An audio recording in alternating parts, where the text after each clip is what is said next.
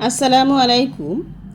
আশা করি আমার প্রিয় ভিউয়ার্সরা আপনারা সবাই ভালো আছেন। আজ আপনাদের সঙ্গে শেয়ার করব কাঁচা ভুট্টা দানা বা সুইট কর্ন দিয়ে 2 রকমের চাটের রেসিপি। আমার মতো করে ভুট্টা দানার চাট বানিয়ে বাড়ির সকলকে খাওয়ান, বাচ্চা থেকে বড় সকলেই খুবই পছন্দ করবে। আজকের রেসিপিগুলো ভালো লাগলে লাইক, কমেন্ট, শেয়ার করবেন। নতুন বন্ধু হলে সাবস্ক্রাইব করে বেল বাটনটি অল করে রাখবেন। তাহলে আসুন এই সহজ 2 রকমের চাটের রেসিপি দেখে নেওয়া যাক। প্রথমে আমি এখানে একটা কাঁচা ভুট্টা নিয়েছি, আর কাঁচা ভুট্টা নিয়ে এইভাবে খোসাগুলো খুব ভালোভাবে ছাড়িয়ে নিচ্ছি। পরপর লেয়ার বাই লেয়ার যে পাতা মতোগুলো থাকে সেগুলো খুব ভালোভাবে ছাড়িয়ে নিতে হবে, আর সুতো মতো থাকে ওগুলো খুব ভালোভাবে পরিষ্কার করে নিতে হবে। এবার বোটার শক্ত অংশটাও হাত দিয়ে ভেঙে ফেলে দেব। খুব ভালোভাবে ছাড়িয়ে নিয়েছি। এবার একটা পাত্রে দানাগুলো সব ছাড়িয়ে নেব। হাত দিয়ে আঙুলের সাহায্যে এইভাবেও একটা একটা করে ছাড়িয়ে নিতে পারেন, বা একটা স্পুনের পিছন সাইড দিয়েও এইভাবে আমি যেভাবে করছি এভাবেও ছাড়িয়ে নিতে পারেন। আপনাদের যেটা সুবিধা হয় সেইভাবেই একটু সময় নিয়ে ছাড়িয়ে নেবেন। খুব সহজেই ভুট্টা দানাগুলো ছাড়িয়ে নেওয়া হয়ে যায়। সব দানাগুলো আমি একই রকমভাবে ছাড়িয়ে নিয়ে একদম পরিষ্কার করে ধুয়ে রেডি করে নিয়েছি। আর ভিডিওতে দেখানোর সুবিধার্থে আমি একই রকমভাবে আরও একটা ভুট্টা দানা আমি ছাড়িয়ে নিয়েছি। সবগুলো একসঙ্গে নিয়ে নেব। মোটামুটি এখানে আমি 2টো ভুট্টা খুব ভালোভাবে ছাড়িয়ে নিয়েছি, নিয়ে পরিষ্কার করে নিয়েছি। এখানে গ্যাসের চুলায় একটা পাত্রে আন্দাজ মতো কিছুটা গরম জল বসিয়ে দিয়েছি। জল গরমও হয়ে এসে ছাড়িয়ে নেওয়া কর্নগুলো সব দিয়ে দেব। দিয়ে ঢাকা দিয়ে 7 থেকে 8 মিনিটের জন্য সিদ্ধ হতে দেব। ফিরে এসেছি 8 মিনিট পর। এবার ঢাকা খুলে নেব, তবে মাঝে আমি একবার ঢাকা খুলে নেড়ে দিয়েছিলাম।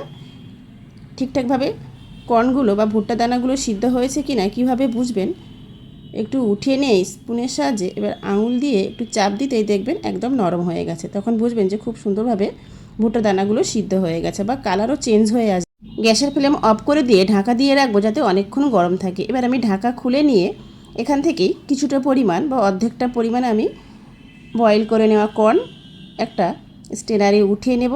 নিয়ে গরম গরমই উঠিয়ে নিতে হবে, ওটাকেও ঢাকা দিয়ে রাখলাম। আর গরম গরম জল ঝরিয়ে নেওয়া কর্ন একটা বোলের মধ্যে নিয়ে নেব।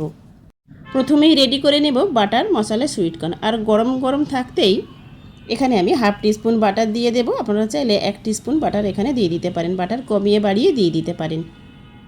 দেব আন্দাজ মতো লবণ, আর আন্দাজ মতো বিট লবণ, নিজেদের স্বাদ মতো লবণ বিট লবণ মিলিয়ে দিয়ে দেবেন।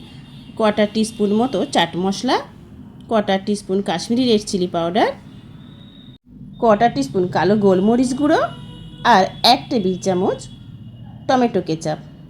আর ছোটো এক টুকরো আমি এখানে গন্ধরাজ লেবু নিয়েছি, কয়েক ফোঁটা গন্ধরাজ লেবুর রস দিয়ে দিয়েছি। আপনাদের কাছে যদি পাতিলেবু থাকে পাতিলেবুর রসও দিয়ে দিতে পারেন। আমার কাছে গন্ধরাজ লেবু ছিল তাই আমি দিয়ে দিলাম। সবগুলো দিয়ে খুব ভালোভাবে উল্টে পাল্টে মিশিয়ে নেব। ব্যাস রেডি হয়ে গেল এখানে বাটার মশলা সুইট কর্ন। আমি একটা সার্ভিং বলে উঠিয়ে নিচ্ছি।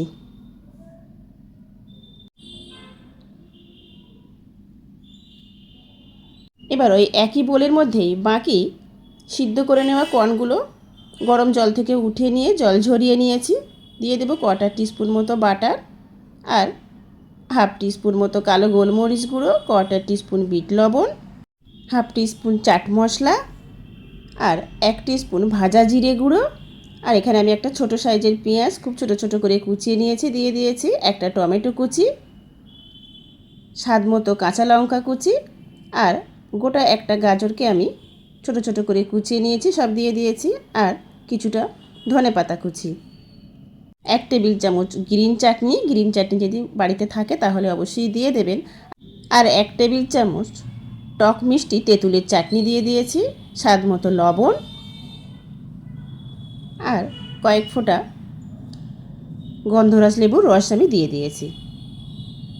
নিজেদের স্বাদ মতো লেবুর রস দিয়ে দেবেন।